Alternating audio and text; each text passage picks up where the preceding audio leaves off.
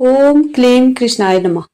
मार्गशीर्ष मास की कथा सुनने वाले सभी भक्तजनों का आज की कथा में हार्दिक स्वागत है। भगवान श्री कृष्ण और श्रीमती राधा रानी की कृपा सदैव आप और आपके पूरे परिवार पर बनी रहे। गीता के अध्याय 5 में श्री कृष्ण अर्जुन को समझाते हैं कि कर्म और त्याग एक दूसरे से अलग नहीं है। उन्होंने कहा, संन्यासस्तु महाबाहो दुःखमाप्तु मयोगतः, अर्थात केवल कर्म का त्याग करना ही संन्यास नहीं है, बल्कि कर्म करते हुए फल की आसक्ति को त्यागना ही सच्चा त्याग है। मार्गशीर्ष मास हमें यही संदेश देता है कि हम अपने कर्तव्यों का पालन करें, लेकिन ईश्वर पर पूर्ण विश्वास रखते हुए फल की चिंता न करें। 20 नवंबर 2024 आज है बुधवार का दिन और आज है मार्गशीर्ष मास की पंचमी तिथि। और आज आप सुनेंगे मार्गशीर्ष मास महात्म का 5वां अध्याय। अगर आप सभी भक्तजन प्रतिदिन इन कथाओं को सुनते हैं तो निश्चित ही आपके जीवन में परिवर्तन होगा, इसमें कहीं कोई संशय नहीं है। बस इतना ध्यान रखें कि वीडियो को पूरा जरूर देखें और अगर आपको वीडियो अच्छी लगे तो लाइक करने के साथ ही वीडियो को ज्यादा से ज्यादा शेयर भी किया कीजिए। और चैनल पे यदि नए हैं तो प्लीज चैनल को सब्सक्राइब भी कर लीजिए, जिससे कि अपलोड होने वाले सभी वीडियो आपके पास सही समय से पहुंचे। और आज की कथा में आप लोग सुनेंगे कर्म संन्यास योग से जुड़ी एक पौराणिक कथा, जिसमें कि राजा जनक और कर्म योग का आदर्श बताया गया है।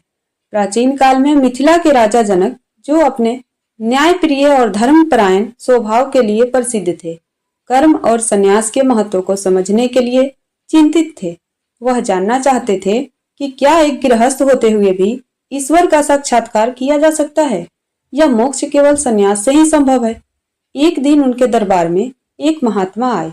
राजा जनक ने उनसे यह प्रश्न किया कि हे महात्मन, क्या एक गृहस्थ व्यक्ति अपने कर्तव्यों को निभाते हुए भी मोक्ष प्राप्त कर सकता है? महात्मा ने मुस्कुराते हुए कहा, राजन, मोक्ष का मार्ग केवल संन्यास से नहीं बल्कि निष्काम कर्म और भगवान की भक्ति से प्राप्त होता है। लेकिन इसे समझने के लिए आपको एक परीक्षा देनी होगी, कर्म और संन्यास की परीक्षा।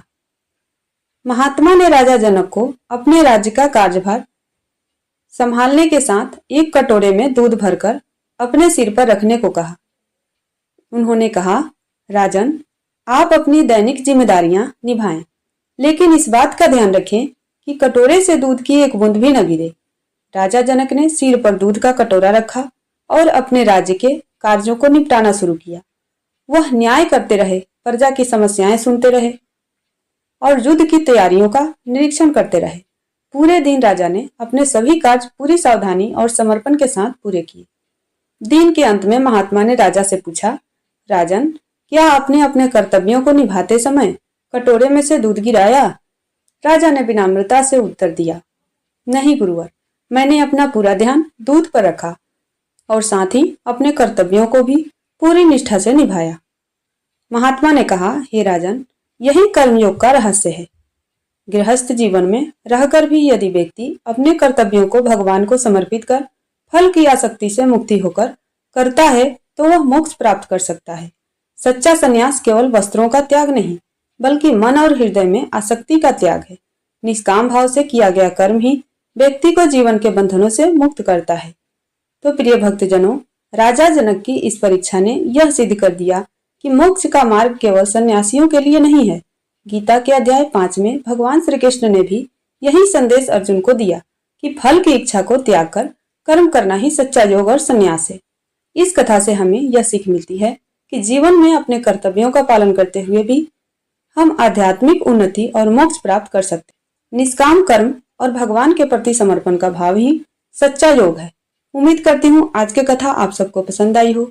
यदि आज की कथा आपको पसंद आई हो तो कृपया वीडियो को लाइक कीजिए और ज्यादा से ज्यादा शेयर कीजिए और कमेंट में राधे राधे लिखना ना भूलिए। और यदि चैनल पर नए हैं तो प्लीज चैनल को सब्सक्राइब कर लीजिए, जिससे कि चैनल पे अपलोड होने वाला हर नया वीडियो आपको सही समय से मिल सके। तो मिलती हूँ आपसे अगले वीडियो में, तब तक के लिए जय श्री राधे।